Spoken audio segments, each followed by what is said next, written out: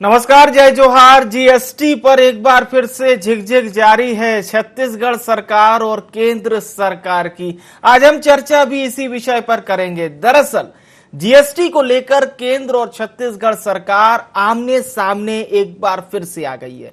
केंद्र सरकार ने जून 2022 के बाद राज्यों को दी जाने वाली जीएसटी क्षतिपूर्ति को बंद करने का फैसला किया है। ऐसे में राज्यों को बड़ा झटका लगा है, जिसका छत्तीसगढ़ के मुख्यमंत्री भूपेश बघेल भी विरोध कर रहे हैं। यही वजह है कि सीएम बघेल ने 17 राज्यों और एक केंद्र शासित प्रदेश के मुख्यमंत्री को पत्र लिखकर केंद्र सरकार से साझा आग्रह करने की अपील की है।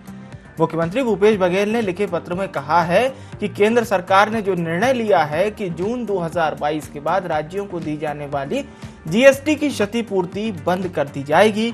इससे उत्पादक राज्यों को राजस्व की भारी हानि होगी। हमने केंद्र से जीएसटी क्षतिपूर्ति जारी रखने का वैकल्पिक व्यवस्था बनाने का आग्रह किया था। हम चर्चा शुरू करेंगे, उससे पहले आपको सुनवा देते हैं क्या कुछ कहना है मुख्यमंत्री भूपेश बघेल का, और बीजेपी की ओर से नेता प्रतिपक्ष धर्मलाल कौशिक क्या कह रहे हैं। सिलसिलेवार आपको सुनवाते हैं।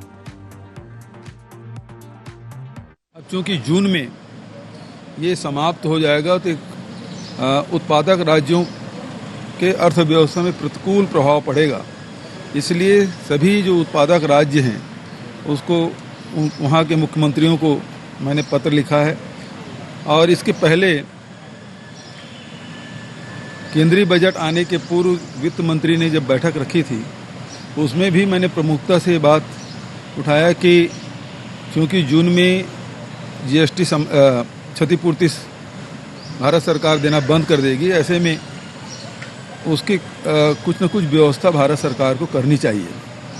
इसका दूरगामी परिणाम ये होगा कि जो उत्पादक राज्य हैं और उत्पादन से यदि नुकसान होता है तो फिर उन राज्यों में फिर औद्योगिक गतिविधियों पे इसका प्रतिकूल प्रभाव पड़ेगा। आखिर क्यों उद्योग लगाएंगे यहाँ? क्योंकि हम उत्पादन करेंगे, फायदा दूसरे राज्यों को मिलेगा, तो फिर ऐसे में औद्योगिकरण के खिलाफ वातावरण बनेगा। तो भारत सरकार को पुनर्विचार करना चाहिए इस मामले में और 10 वर्षों के लिए ये जो क्षतिपूर्ति दे रहे थे उसे बढ़ाया जाना चाहिए। छत्तीसगढ़ की सरकार और मुख्यमंत्री का 2 बातों में महारत हासिल है। एक तो पत्र लिखने में और दूसरा कर्ज लेने में। जिस प्रकार से जीएसटी के मामले को लेकर के अन्य प्रदेश के मुख्यमंत्री को पत्र लिखना और केंद्र के ऊपर में आरोप लगाना, वास्तविक में जब राशि नहीं मिल रही थी क्षतिपूर्ति के, उस समय उन्होंने ये रोना रोया, और जब 5 वर्ष तक ये राशि मिल गई, अब उसके बाद बाकी मुख्यमंत्री को पत्र लिखना। यहाँ बड़े बड़े दावा करते हैं कि हमारी जो अर्थव्यवस्था है मजबूत है, हमारा ग्रोथ बहुत अच्छा है, कोरोना काल में भी हमको फर्क नहीं पड़ा, अन्य प्रदेशों से हमारी स्थिति मजबूत है, केंद्र की तुलना करते हैं कि हमारी स्थिति अच्छी है। तो जब अच्छी स्थिति है तो किस बात के लिए पत्र लिख रहे हैं? खुद के पैरों पे खड़ा हो नहीं सकते, केवल पत्र लिखना उनका काम। छत्तीसगढ़ की सियासत में अगर आप बीजेपी को लगातार सुन रहे हैं और बीते 4 से 5 महीने से लगातार आपने सुना है, तो ये बात जरूर सुनाई देती है कि सरकार खुद कुछ नहीं करना चाहती, हर बात का ठीकरा केंद्र पर फोड़ देती है। अगर आप बीजेपी को सुन रहे हैं और अगर आप सरकार को सुन रहे हैं, राज्य सरकार को, तो वो ये कहती है कि केंद्र हमें पर्याप्त सुविधा उपलब्ध नहीं करवा रहा है, इसलिए हमारा काम बन नहीं पा रहा है। अब हम चर्चा शुरू करते हैं। हमारे साथ रवि ग्वालानी जी जुड़ चुके हैं, प्रवक्ता हैं आप छत्तीसगढ़ कांग्रेस के। स्वागत है रवि जी। डॉक्टर अजय चंद्राकर जी अर्थशास्त्री हमारे साथ जुड़ चुके हैं। राजकुमार राठी जी भी हमारे साथ जुड़ चुके हैं, नेता है भारतीय जनता पार्टी छत्तीसगढ़ के। मैं चर्चा की शुरुआत रवि जी आपसे ही करना चाहूंगा, और इसीलिए मैंने सर चर्चा से पहले ये बात कही कि अगर हम 6 माह की कुछ डिबेट को अगर निकालें, चाहे वो जीएसटी पर हो, चाहे वो गोबर पर हो, धान पर हो, बारदाने पर हो, विषय अलग अलग रहते हैं, लेकिन ये केंद्र वर्सेस राज्य वाला एक जो कह लीजिए सिलेबस में ये बिल्कुल अंकित हो ही गया है कि ऐसा होना है। बीजेपी को लगता ही नहीं है कि राज्य सरकार कुछ कार्य कर रही है। बीजेपी हमेशा इस बात को कहती है कि राज्य सरकार का एक ही काम हो गया है, केंद्र पर दोषारोपण करना।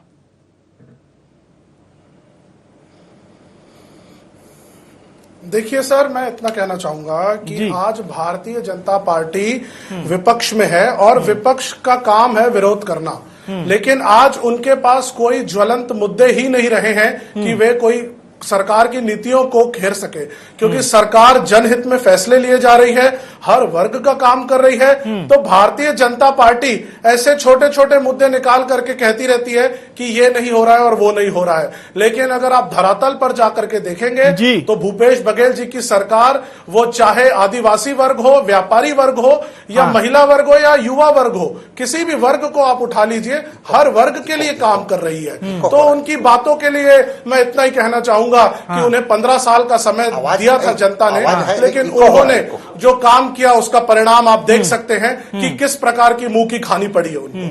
पर ग्वालानी साहब, एक महत्वपूर्ण बात यह भी है, देखिए आप इस बात को आप लोग कह सकते हैं क्योंकि लगातार आप लोग चुनाव जीत रहे हैं और इससे न केवल कॉन्फिडेंस वाली बात होती है, पर अब ये जो जीएसटी वाला, ऐसा नहीं है कि पहली बार चर्चा हो रही हो या पहली बार इसका जिक्र आया हो। कई दफा टीएस सिंहदेव जी को हम सुन चुके हैं, भूपेश बघेल जी को सुन चुके हैं कि केंद्र हमारा पैसा वापस नहीं कर रहा है।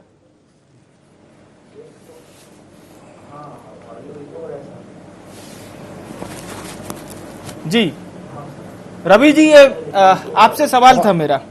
आपकी आवाज बीच में कट गई थी। जी, आपकी आवाज बीच में कट गई थी। मैं इतना बताना चाहूंगा कि जब कोरोना की शुरुआत हुई थी तब माननीय वित्त मंत्री जी ने प्रदेश को सलाह दी थी कि आप कर्जा लेकर के अभी अपना काम चला लीजिए। आप इस बात को समझिए कि सरकार, केंद्र सरकार राज्य को क्या सलाह दे रही है, पहली बात।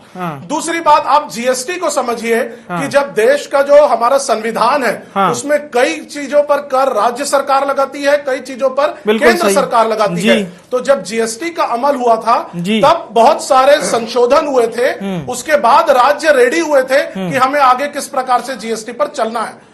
लेकिन पिछले 5 वर्षों में आप देखिए 3000 से ज्यादा संशोधन जीएसटी में हो चुके हैं। पिछले 2 साल से पूरा देश जो है वो कोरोना की मार झेल रहा है, पहली लहर, दूसरी लहर, फिर तीसरी लहर। तो ऐसे समय में वर्तमान परिस्थितियों को देख करके केंद्र सरकार को एक ऐसा फैसला लेना चाहिए जिसमें राज्यों का नुकसान ना हो।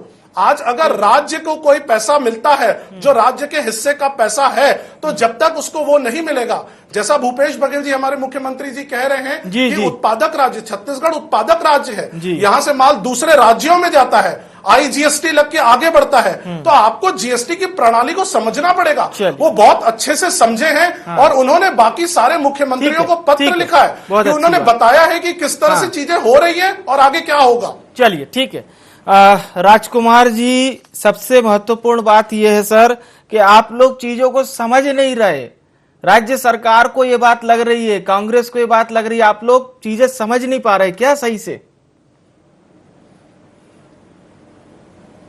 देखिए विवेक जी, मुझे जो समझ में आता है जी, एक तो मुख्यमंत्री जी कोई राजनीति कर रहे हैं और विकास क्या हुआ 3.25 साल में, आप बताइए मेरे को। मैं कांग्रेस साथी प्रवक्ता से पूछना चाहूंगा, 3.25 साल आज सरकार के कार्यकाल का हो गया है, आपने कौन सा विकास का काम किया है? कौन सा अंडरब्रिज बनाया है? कौन सा ओवरब्रिज बनाया है? कौन सा फ्लाईओवर बनाया है? जितने 36 वादे को लेकर आपने सरकार बनाई, किसी वादे को आपने पूरा नहीं किया। महिलाओं से कहा शराबबंदी करेंगे, शराबबंदी नहीं किया। युवाओं से कहा बेरोजगारी भत्ता देंगे, आज तक किसी को बेरोजगारी भत्ता नहीं मिला। किसानों से पेंशन की बात की, पेंशन नहीं मिला। आपने संपत्ति कर आधा करने की बात की, संपत्ति कर तो आधा नहीं किया। यूजर चार्ज के नाम पर विवेक जी बताऊंगा, राजधानी रायपुर में अवैध वसूली हो रही है। एक 40 फीट 50 फीट की दुकान जो झोपड़पट्टी में है, लोगों की सुविधा के लिए, लोगों को जो है अनाज मिल जाए, छोटी छोटी जरूरत की चीजें मिल जाए, उनसे 3660 रुपए की वसूली हो रही है। कांग्रेस की सरकार ने 3.25 साल में कौन सा काम किया? खाली राजनीति करने का काम किया है। और ये कोई आज तो डिसाइड नहीं हुआ है कि जीएसटी का लाभ जो है राज्य सरकार को नहीं मिलेगा। 5 साल पहले ही तय था कि 5 साल के बाद ये जो है कंट्रीब्यूशन राज्य सरकार को नहीं मिलेगा। भूपेश बघेल जी उसमें जबरदस्ती राजनीति करने का प्रयास कर रहे हैं। भारतीय जनता पार्टी की सरकार ने 15 साल में 35,000 करोड़ रुपए कर्ज लिया था। आपने 3 साल में 55,000 करोड़ रुपए कर्ज ले लिया, लेकिन विकास की एक आधारशिला नहीं रखी। मुझे लगता है सरकार की काम करने की जो है इनका जो है कोई इच्छा शक्ति नहीं है। चलिए, आपको ऐसा लगता है कोई इच्छा शक्ति नहीं है कार्य करने के लिए। अजय चंद्राकर जी, घाटे को पाटने के लिए ये जो भरपाई की जाती है जीएसटी में, एक रिपोर्ट आई थी जिसमें ये जानकारी मिली थी कि उत्तराखंड का भी 1500 करोड़, उत्तराखंड का जिक्र इसलिए मैं कर रहा हूं क्योंकि उत्तराखंड भी एक छोटा राज्य है, इससे हम छत्तीसगढ़ को समझ सकते हैं, इसलिए मैंने किसी बड़े राज्य का जिक्र नहीं किया। तो उन्हें भी 1500 करोड़ का नुकसान हुआ था। ध्यान रहे वहां बीजेपी की सरकार है, ठीक है। अब अगर हम छत्तीसगढ़ के परिप्रेक्ष्य में देखें सर, क्योंकि जीएसटी पर ये रार होना ये पहली दफा नहीं है, छत्तीसगढ़ कितना घाटा हो सकता है एक अनुमानित, अगर हम चर्चा की शुरुआत यहीं से करें तो। विवेक जी, जीएसटी के मसले के ऊपर जब भी चर्चा करें जी तो ये तो तय था कि जून में जो कंपनसेशन समस्त राज्यों को और केंद्र शासित प्रदेशों को दिया जाता था केंद्र सरकार के द्वारा, वो समाप्त हो जाएगा। और छत्तीसगढ़ के मुख्यमंत्री जी अपने बजट भाषण में, आरंभिक बजट भाषण में इन वाक्यों को जनता के सामने, सदन के सामने रखे थे।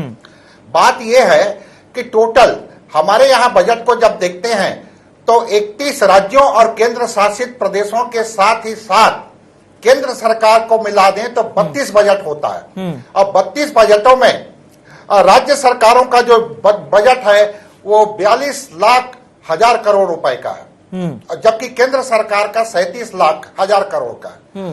अब यहाँ पर टोटल केंद्र शासित प्रदेशों और राज्यों को देखें तो 2,20,000 करोड़ रुपया उनको कंपनसेशन नहीं मिलने से नुकसान होगा।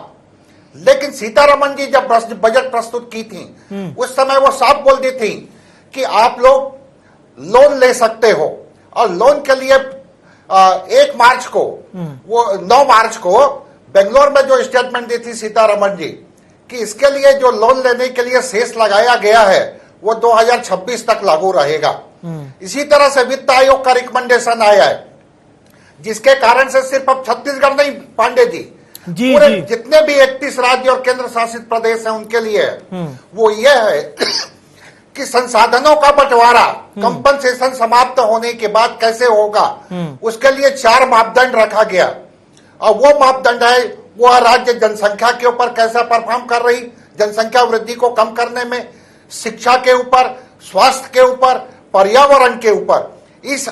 इसके आधार पर राज्य सरकारों का जो जीएसटी है उसमें 24% से 118% नुकसान पहुंचेगा। 8 राज्य ऐसे हैं जिनके ऊपर काफी गाज गिरने की संभावना है। तो आफ्टर ऑल ये जो मुख्यमंत्री जी पत्र लिखे हैं वो स्वाभाविक है, ये यूनाइट होना चाहते हैं और बेसिक जो स्ट्रक्चर है जीएसटी का, जैसे 5% है उसको 8% कर दिया जाए, 12%, 18%, 24% की चर्चा चल ही रही है, ताकि राज्य सरकारों को भी 14 से 15% जो कंपनसेशन मिलता था वह बढ़ जाए। लेकिन आफ्टर ऑल महंगाई इससे बढ़ेगी और जनता का ही इसमें नुकसान है, उनका ही जेब खाली होगा। बिल्कुल बिल्कुल। और चंद्राकर जी, एक अहम बात ये भी मैं आपसे जरूर पूछना चाहूंगा सर, कि जब 5 साल की डिमांड कई राज्यों ने मिलकर की थी वित्त मंत्री निर्मला सीतारमण से, और उनका ये कहना था कि हमें क्षतिपूर्ति के लिए 5 साल दीजिए, क्या अच्छा नहीं होता प्रधानमंत्री मोदी या निर्मला सीतारमण ही, जो आप प्रेस कॉन्फ्रेंस का जिक्र कर रहे हैं, एक प्रेस कॉन्फ्रेंस दे देते कि भाई हम कुछ राज्यों ने जो हमसे डिमांड की है हम इसको मांग पूरी करते हैं। क्योंकि आप अगर इससे देखिए तो इससे केंद्र का क्या नुकसान होता अगर वो 5 साल का समय दे देता तो। केंद्र भी राजस्व के दृष्टिकोण से उनका भी एक लिमिटेशन है विवेक जी। अब यहाँ पर बात आ रही है कि जीएसटी काउंसिल के कमेटी के सामने एक प्रस्ताव आया है जिसमें यह कहा गया है कि 5% जो बेसिक रेट था उसको 8% कर दिया जाए। इससे 2,20,000 करोड़ रुपए का जो राज्यों का नुकसान होगा और उसके स्लैब में थोड़ा वृद्धि किया जाए तो वो क्षतिपूर्ति हो जाएगी। समस्त राज्य सरकारों और केंद्र शासित प्रदेशों का आशा यही है। अब बहरहाल इन्होंने लेटर तो लिखा है 17 राज्यों के मुख्यमंत्रियों को। रवि जी के पास एक बार फिर से लौटते हम। रवि जी, अब बात लेटर पॉलिटिक्स पे आ गई है और देखिए इस लेटर में वो राज्य भी हैं जहां पर बीजेपी की सरकार है, पूर्ण रूप से बीजेपी की सरकार है। हालांकि वहां से क्या जवाब आएगा ये हम आप पहले से जानते हैं, लेकिन जिन जगह पर आपकी सरकार है या आप लोग अलायंस में हैं, वहां से अच्छे जवाब की उम्मीद तो होगी आप लोगों को। इतना जरूर हमारे दर्शकों को बताइए, अगर अभी ये भरपाई सरकार नहीं करती है, यथावत रखती है अपने निर्णय को, तो छत्तीसगढ़ का क्या नुकसान होगा सर? देखिए विवेक जी, आप जीएसटी को समझिए जी। जब जीएसटी लागू हुआ था तो उसके पहले स्टेट में वैट एक्ट होता था जी। वैट एक्ट राज्य सरकार अपने हिसाब से निर्णय लेती थी कि किस पे टैक्स बढ़ाना है, किस पे कम करना है और किसको किस श्रेणी में रखना है। बिल्कुल सही। जीएसटी में पूरे के पूरे डिसीजन जो है वो काउंसिल पर हैं और जिसमें बहुत बड़ा रोल प्ले करती है केंद्र सरकार। ठीक है।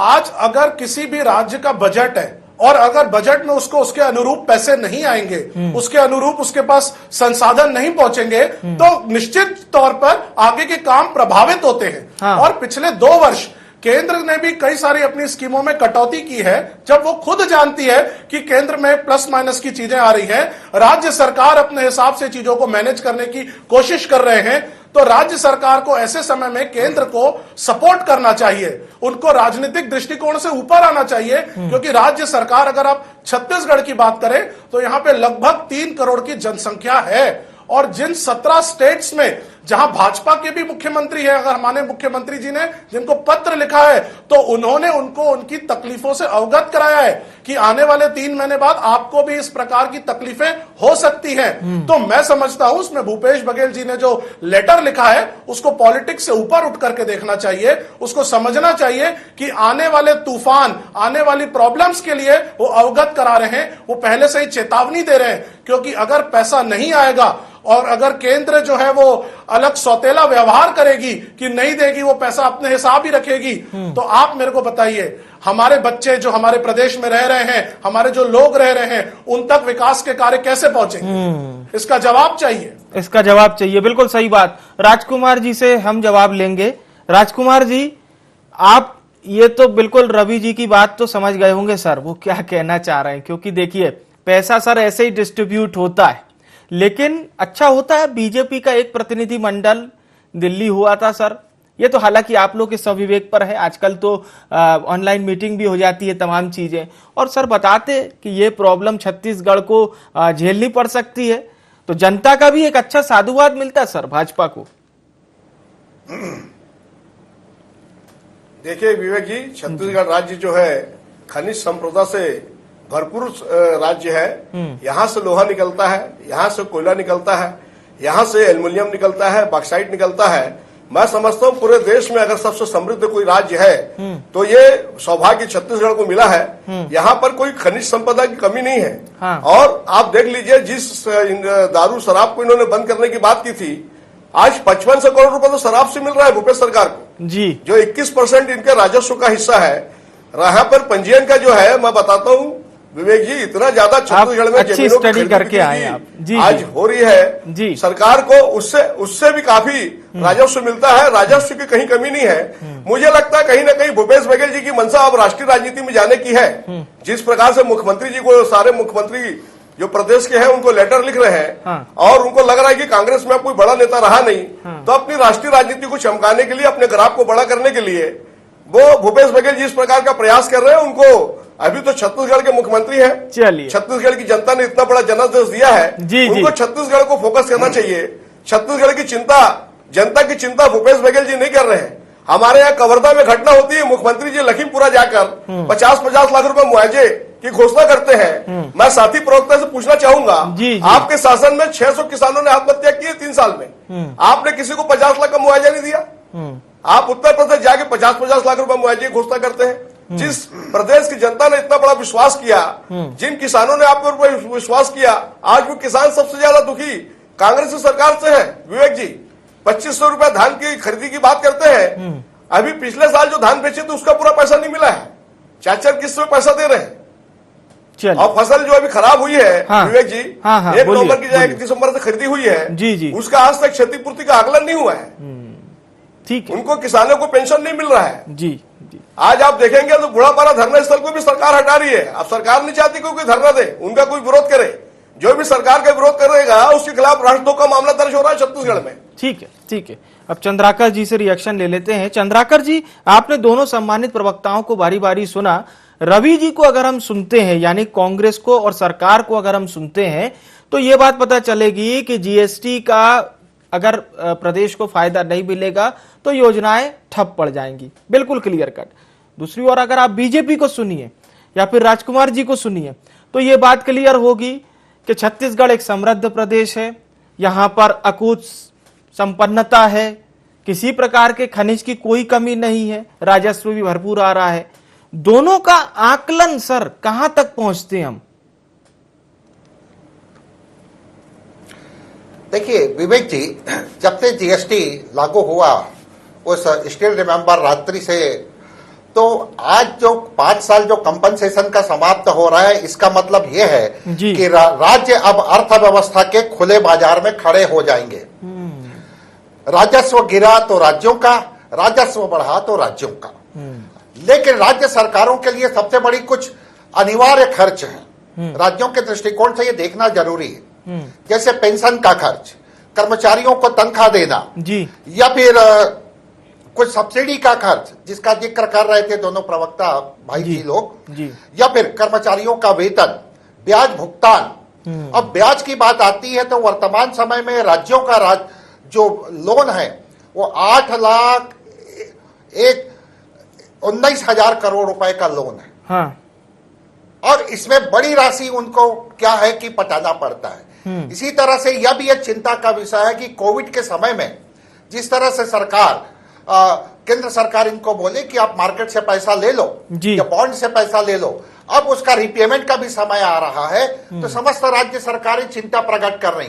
और ये जून के पहले जीएसटी काउंसिल में देखना पांडे जी, 3 महीने बाद फिर हम लोग आपस में डिस्कशन करेंगे, उसमें बेस रेट में वृद्धि की बात होगी और ये सब राज्य सहमत हो जाएंगे। चलिए, आपने ये बात तो सही सर, इस चीज को मैं नोट भी करूंगा, भविष्य की भी आपने बात की। और जो वाकई में अगर समय रहते अभी एक्शन नहीं लिया गया तो हम लोग बिल्कुल इस पे चर्चा करेंगे। एक फाइनल रिएक्शन हम रवि जी से लेते हैं, फिर राजकुमार जी का रुख करेंगे। जी रवि जी, फाइनली आप लोगों ने, मुख्यमंत्री साहब ने तो ये बात क्लियर कर दी है कि 10 सालों के लिए बढ़ाइए सर, वो जो 2022 जून का है वहां से।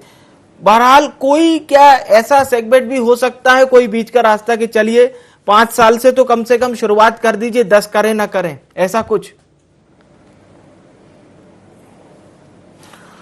देखिए विवेक जी, जहां तक कर के आगे बढ़ाने की बात अर्थशास्त्री जी ने कही, अभी वर्तमान बजट, इसके पहले वाला बजट और उसके पहले वाला बजट, आप तीनों बजट में देख लीजिए, राज्य सरकार ने किसी भी प्रकार का नया कर नहीं लगाया है। ठीक है। राज्य सरकार हमारी जो है वो जमीन से उठ के आई हुई है, वो सब समझती है कि नीचे वाला आदमी किस तरह से रहता है जी। अब बात आती है कि आगे किस तरह से होगा।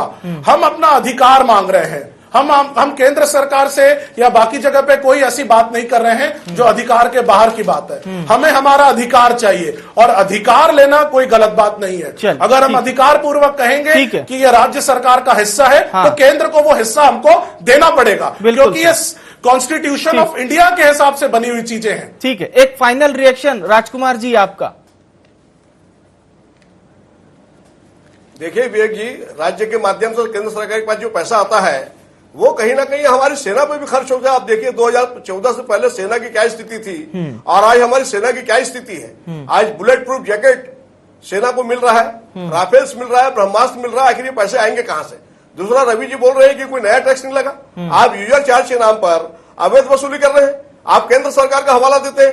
केंद्र सरकार के हवाले में यह भी जिक्र था, एक कंडिका दी भी है, सॉलिड वेस्ट का मैनेजमेंट करने पर ही आप यूजर चार्ज ले सकते हैं। रायपुर में कहां पे सॉलिड वेस्ट का मैनेजमेंट हो रहा है? मैं पूछना चाहूंगा रवि जी से, किस जगह से आप कचरा उठा रहे हैं? खाली अवैध वसूली का काम और व्यापारियों को लूटने का काम छत्तीसगढ़ की सरकार कर रही है। ठीक है, एक फाइनल रिएक्शन अजय चंद्राकर जी आपका सर। जी देखिए विवेक जी, इसको संपूर्ण व्यापकता के साथ देखना पड़ेगा भारतीय अर्थव्यवस्था के दृष्टिकोण से, क्योंकि 31 राज्य सरकारों और केंद्र शासित प्रदेशों और केंद्र सरकार को मिला दें तो 32 बजट भारत में होता है। ये सबसे महत्वपूर्ण है, ये की है, यही से सब डायनामिक होता है।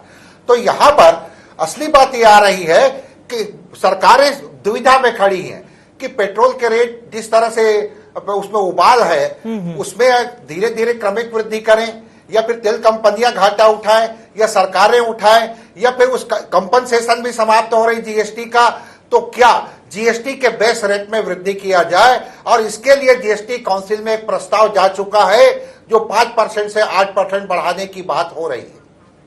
बिल्कुल बिल्कुल, बहुत बहुत धन्यवाद आप सभी सम्मानित प्रवक्ताओं का। अजय जी, आपका भी बहुत बहुत धन्यवाद हमारे साथ जुड़ने के लिए। चर्चा हम कर रहे थे जीएसटी पर झिकझिक की। भूपेश बघेल सरकार ने 10 साल तक जीएसटी क्षतिपूर्ति को बढ़ाने की मांग की है केंद्र से। बीजेपी ये कह रही है कि जितनी संपदा है छत्तीसगढ़ में, खनिज संपदा और भी तमाम चीजें, वो बता रही है। बीजेपी का यह भी कहना है कि आप काम नहीं कर रहे, आप दोषारोपण कर रहे हैं। लेकिन राज्य सरकार की ओर से कई राज्यों को पत्र लिखा गया है। क्या कुछ होता है इस पूरे मामले में, हमें देखना होगा। कुछ दिनों में ये चीजें क्लियर होंगी। फिलहाल के लिए IND गुहार में इतना ही। मुझे आने विवेक को दीजिए इजाजत। नमस्कार।